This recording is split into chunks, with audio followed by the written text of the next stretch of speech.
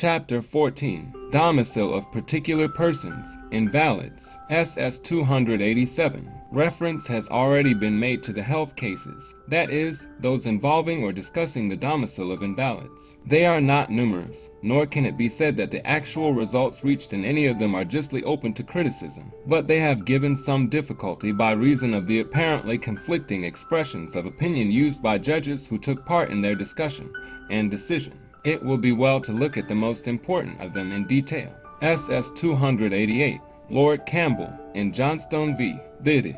About the earliest discussion of the subject of the domicil of an invalid was by Lord Campbell in Johnstone v. Beattie, where he used this language. It must be remembered that she came to England only on account of her health and her child is. I see no reason to think that in case she should recover her health, she had permanently adopted England as her place of residence. Although her father resided at Cheston, she undoubtedly expected to die in England, and she gave directions that her body should be buried in England.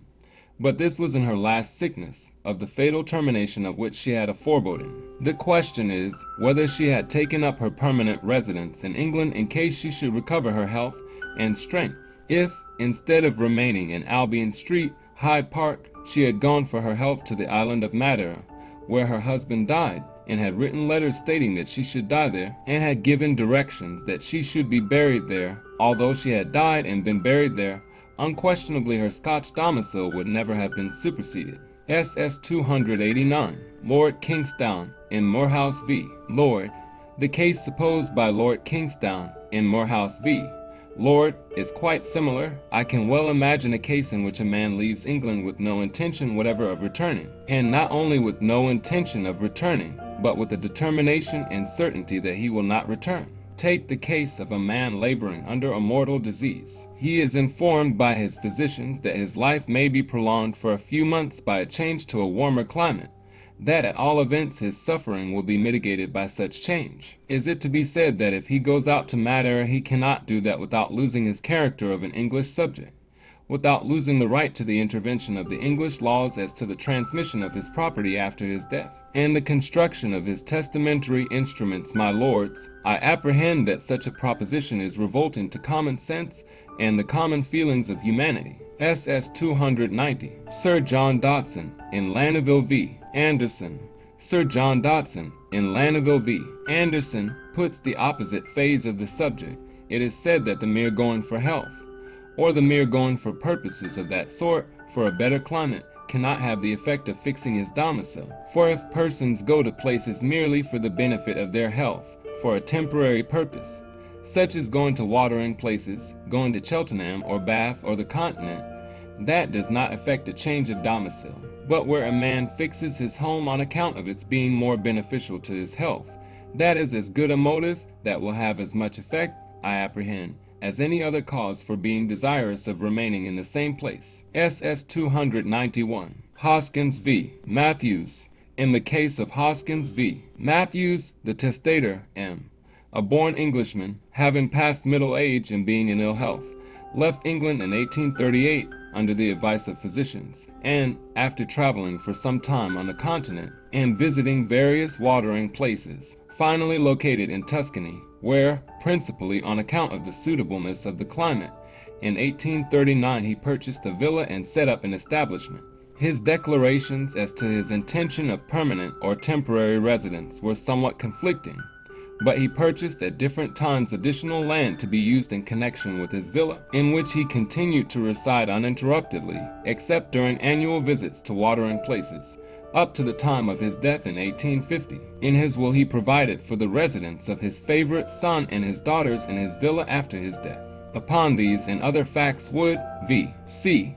held his domicil to be Tuscan, and on appeal his decree was affirmed by a division of the Court of Appeal, composed of Turner and Knight Bruce, L.J.J. The former, agreeing with the conclusion of the Vice-Chancellor, said it was contended on the part of the appellant, and this was the great staple of the argument on his part, that Mr. Matthews's residence out of England was a matter of necessity, and not of choice, that his health compelled him to reside abroad, and that domicile cannot be founded on such compulsory residence. That there may be cases in which even a permanent residence in a foreign country occasioned by the state of the health may not operate a change of domicile, may well be admitted. Such was the case put by Lord Campbell in BDV Johnstone, but such cases must not be confounded with others, in which the foreign residence may be determined by the preference of climate, or the hope or the opinion that the air or the habits of another country may be better suited to the health or the constitution. In the one case the foreign abode is determined by necessity, in the other it is decided by choice. In this case I find nothing in the evidence to show that Mr. Matthews, when he left England, was in any immediate danger or apprehension. He was no doubt out of health, and he went abroad for the purpose of trying the effect of other remedies in other climates. That he would have preferred settling in England I have little doubt, but I think he was not driven to settle in Italy by any cogent necessity. I think that, in settling there, he was exercising a preference, and not acting upon a necessity, and I cannot venture to hold that in such a case the domicile cannot be changed. If domicile is to remain unchanged upon the ground of climate being more suitable to health, I hardly know how we could stop short of holding that it ought to remain unchanged also upon the ground of habits being more suitable to fortune. There is in both cases a degree of moral compulsion. Lord Justice Knight Bruce did not discuss the ground of his dissent. SS 292, Hegeman v. Fox. The subject was discussed by the Supreme Court of New York in the case of Hegeman v.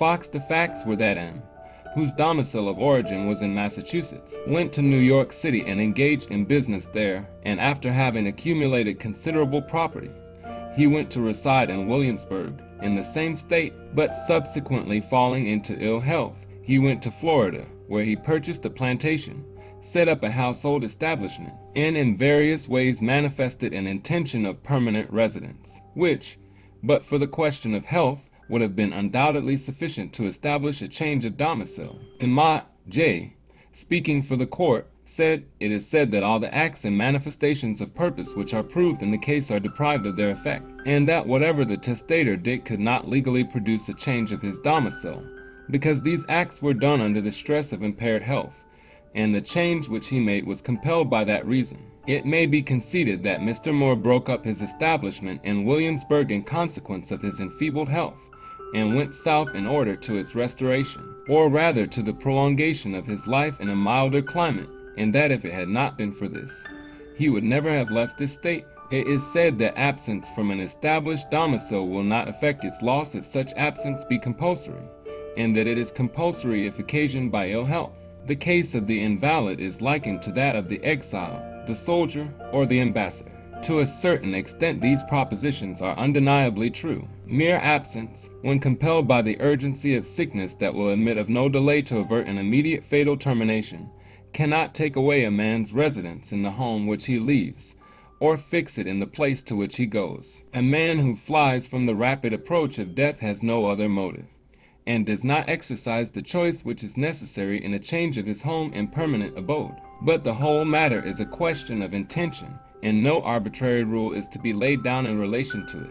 Mr. Moore, when he left New York, was not in any immediate danger, or at least, which is the material point, did not suppose he was. He was not like a man fleeing a pestilence, or an attack of disease threatening instant death, and therefore leaving no space for choice, and no motive but necessity. It is altogether going too far to say that ill health, the necessity of finding a milder or a better climate, to live comfortably or to live at all, is not to be admitted as a motive for a change of residence. Such circumstance may create a sort of necessity, but it is a moral necessity acting upon the will. And whenever there is an act of volition, a determination to abandon the old home and make a new one, it is not material what motives have induced the choice. Undoubtedly, there may be cases in which even a permanent residence in a foreign country, occasioned by the state of the health, may not operate a change of domicile. But in these questions, every case must stand upon its own circumstances. The cases in which the residence of an invalid in a foreign country, or even in a distant portion of his own country, will not create a domicile, may be understood by comparing them with the case of the exile, or, as the text writers denominate him, the immigrant, which they more nearly resemble. The fugitive from revolution or civil war comes to his new abode with no intention of abandoning his country, or of permanently remaining abroad. He is coerced by causes which approach to, if they do not constitute, actual physical compulsion, and his manifest purpose is only to remain in his new abode as long as these causes operate, and when the necessity for absence is removed, to return. There may be cases of instant fear of death by sickness which resemble this, but where a man deliberately breaks up his residence, purchases a new mansion, engages in new occupations, and acts in every respect as a man would who is settling himself altogether from choice and free will, he must be acting under the control of motives and not of necessity, and he looks forward to no return. He goes to another region to obtain that health which he is convinced he cannot enjoy where he is, and he is much more like the man who changes his abode in quest of fortune, that he may gain a living or a competence which he sees he cannot get at his present home. If there be satisfactory evidence in the case, as we all think there is, of Mr. Moore's intention to break up his residence in Kings County, and subsequently to make Florida his home, we think the force of this evidence is not destroyed by the fact that he was driven to the step by what he considered the necessity of preserving his health or his life. We might as well hesitate to say that he lost his domicile of origin when he removed from Massachusetts to New York, doubtless under the belief that he must do so in order to earn the fortune which he sought, or perhaps the very means of living. The court accordingly held that domicile had been changed. SS 293, Isham v. Gibbons. In another New York case, the testator was a native of Georgia, but had become domiciled in New Jersey. Falling into ill health, he went to New York City for medical treatment and to secure the daily attendance of an eminent physician. He there hired a house and partly furnished it, but, although describing himself in deeds as of New York City, and paying personal taxes there under protest, he constantly declared his intention to return to New Jersey in event of his recovery, and, in the meantime, kept up his establishment there. He died in New York after a residence of 2 years. The surrogate held his domicile to be in New Jersey, remarking, "There is a clear distinction between the surrender of a hope of ever being able to return to your home and the absolute abandonment of your home. Many an invalid leaves his bones upon a foreign soil, who, after a long absence from home, has given up the prospect of a return, and yet who has not taken the first step towards the surrender of his domicile." SS 294, Dupuy v. Wirtz. Somewhat similar to this was the case of Dupuy v. Wirtz in the New York Court of Appeals. The testatrix and her husband, being domiciled in New York in 1859, went to Europe for their health, expecting ultimately to return. In 1861 her husband died in Rome, and thereafter the testatrix continued abroad, spending her time in various places in Europe, though apparently the most of it at Nice, until her death in 1871. During the greater part of this period she did not look upon her absence as permanent, and kept her house in New York City unoccupied, ready for her return, but in 1868 she rented her house, and in view of the advice of her physicians that her health would not permit her to make the voyage home, she finally surrendered all hope of return and made up her mind to live and die abroad. The court held her domicile to be unchanged, but put the decision mainly upon the ground that there was not sufficient evidence of intention to settle permanently in any particular place, quoting, however, with approbation, the remarks of Lord Kingsdown in Morehouse v. Lord, SS 295, Still v. Woodville.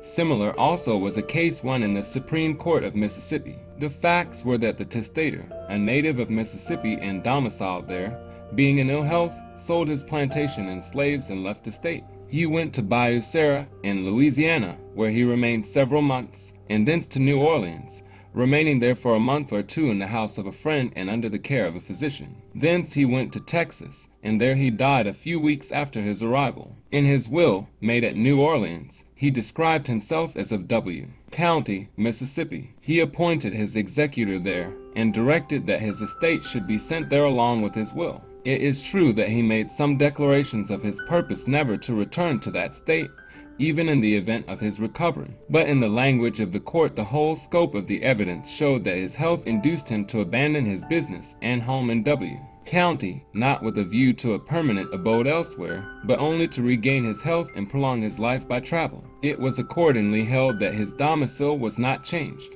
It is, indeed, plain, on general principles and wholly without authority, that one who is temporarily absent for the sake of his health, and who intends to return to his former place of abode, or who, being permanently absent, does not permanently fix himself elsewhere, does not lose his domicile. SS 296. Lord Westbury in Udny v. Udny. Of all the expressions upon this subject, that of Lord Westbury in Udny v. Udny is most liable to misconception. In speaking of domicile of choice, he says there must be a residence freely chosen, and not prescribed or dictated by any external necessity, such as the duties of office, the demands of creditors, or the relief from illness. His lordship, however, probably had in view the extreme cases, such as those supposed by Lord Campbell in Johnstone v. Beattie and Lord Kingsdown in Moorhouse v. Lord, and not such cases as Hoskins v. Matthews and Hegeman v. Fox,